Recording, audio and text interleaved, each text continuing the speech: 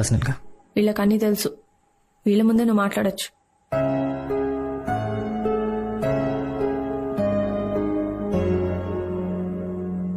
Great. So చెప్పు.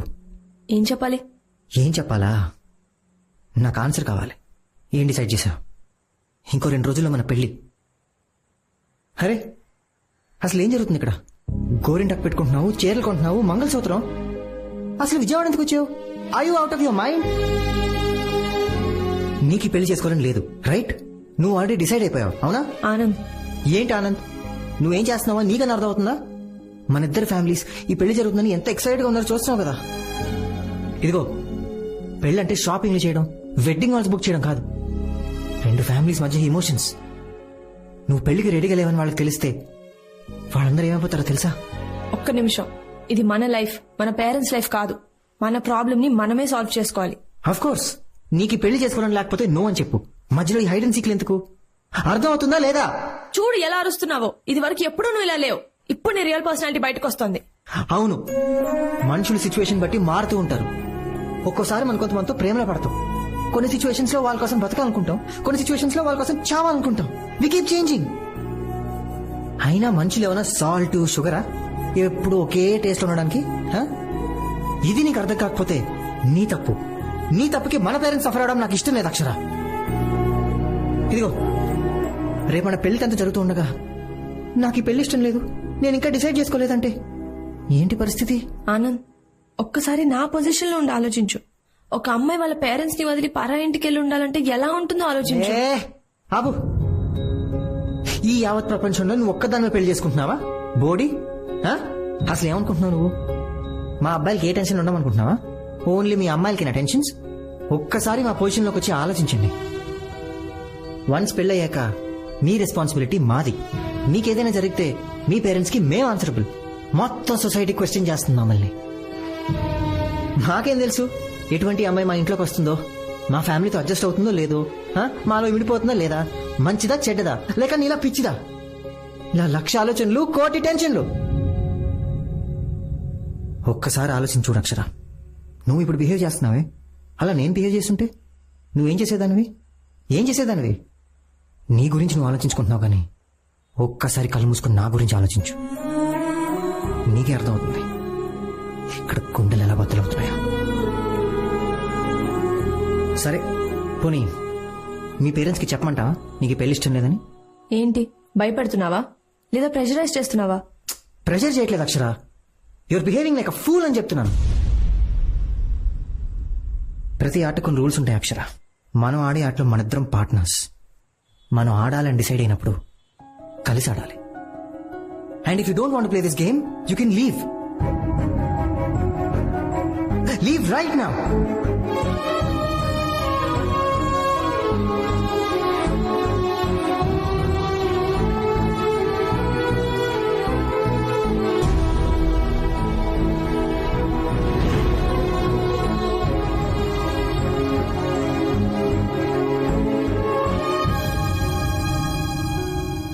Okay,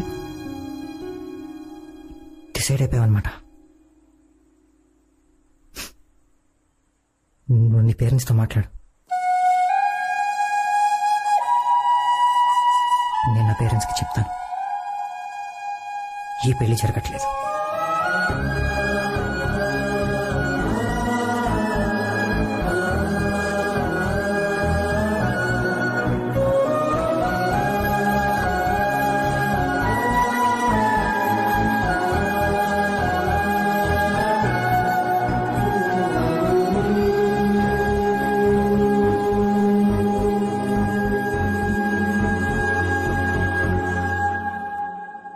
అక్షరా,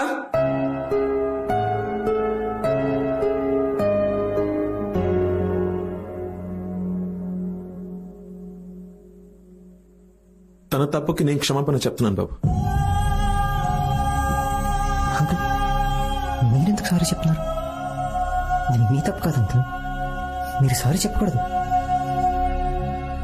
మా తప్పు కాకపోవచ్చు కానీ మా కూతురు చేసింది కదా బాబు.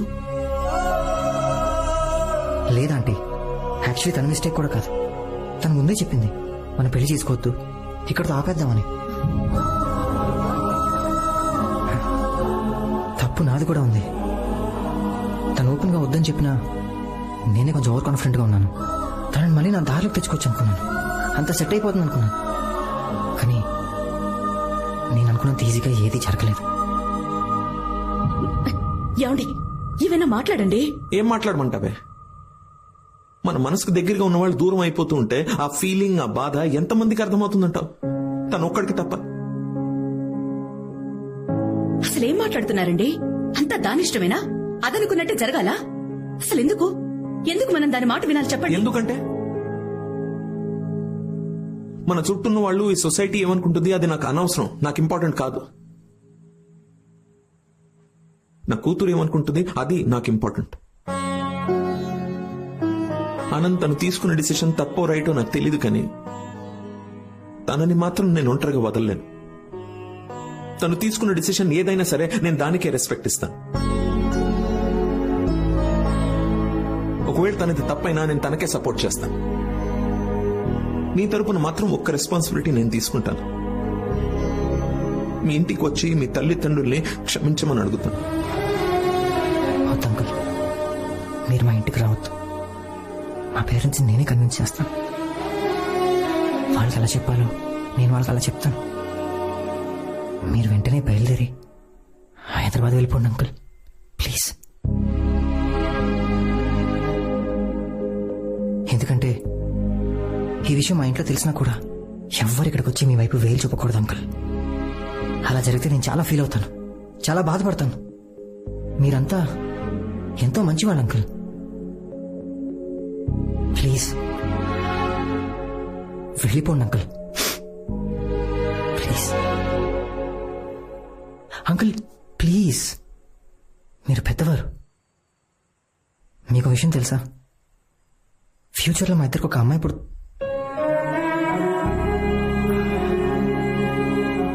ఫ్యూచర్లో నాకు ఒక అమ్మాయి పుడితే తను ఇలాంటి డిసిషన్ తీసుకుంటే నన్ను నమ్మండి అంకుల్, నేను తనకే సపోర్ట్ చేస్తాను.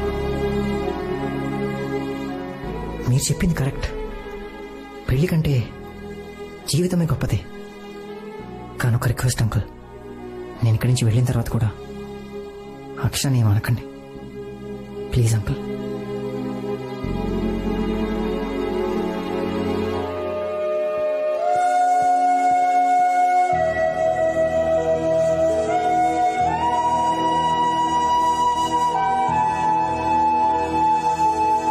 మనం హైదరాబాద్ బయలుదేరుతున్నాం. అని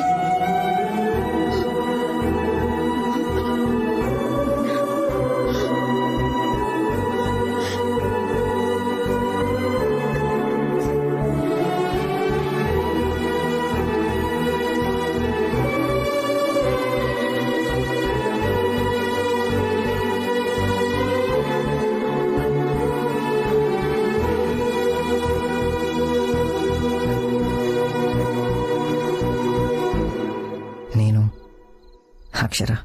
ఒక్క నిమిషం ఆనంద్.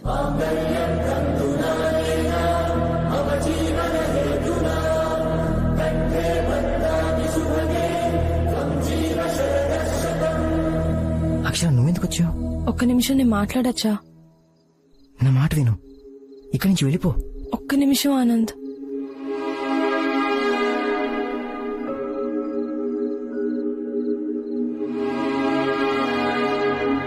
నీకు ఆనంద్ చెప్పే ఉంటాడు ఈ పెళ్లి జరగట్లేదని.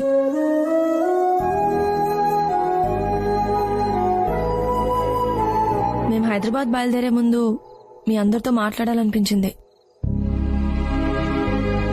నాకు సరిగ్గా గుర్తులేదు మా ఎంగేజ్మెంట్ కి ముందో తర్వాతో. నేను ప్రేమించిన ఆనంద్ ఇతను కాదేమో అనిపించింది.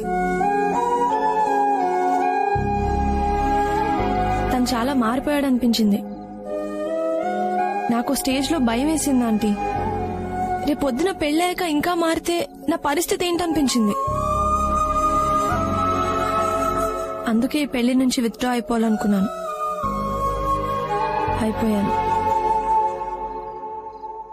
ఎందుకంటే మనకి లైఫ్ లో జరిగిన ఎక్స్పీరియన్సెస్ వల్ల మనం చాలా జాగ్రత్తగా ఉండాలనుకుంటాం. అలాంటప్పుడే మన కన్ఫ్యూజన్ మొదలవుతుంది. ఆ కన్ఫ్యూజన్ నుంచి ఇన్సెక్యూరిటీ మొదలవుతుంది. నాకు అదే జరిగింది. బామ్మా, నీకు తెలుసా నీ మనోడు ఒక హోప్లెస్ ఫెలో. వాడు టూ మచ్.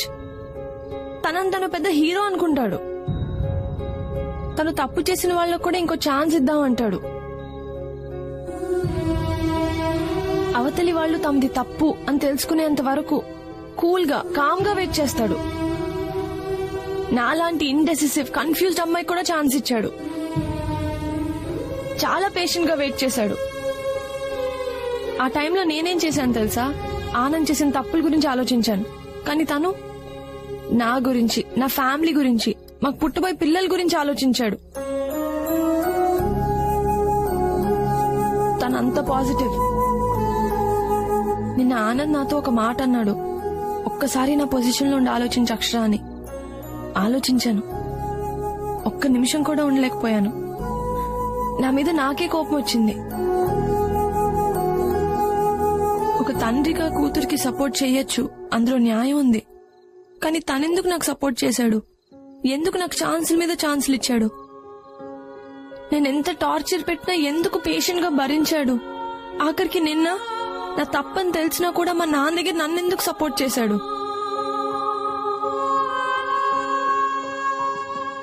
ఇంతకన్నా మంచోడు నాకు ఎక్కడ దొరుకుతాడు?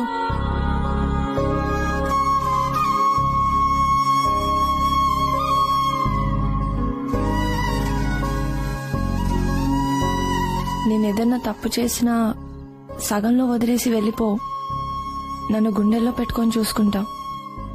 నిన్ను చాలా హర్ట్ చేశాను కదా. నువ్వు ఎప్పుడో అన్నట్టు గుర్తు, ఇద్దరి మధ్యన ఇష్టం కుదిరితే వాళ్ళ మధ్యన ఎన్ని గొడవలు వచ్చినా లైట్ తీసుకోవాలని. మన మధ్యన చాలా జరుగుండొచ్చు. లైట్ తీసుకుంటావా ఆనంద్? ప్లీజ్ నన్ను క్షమిస్తావా?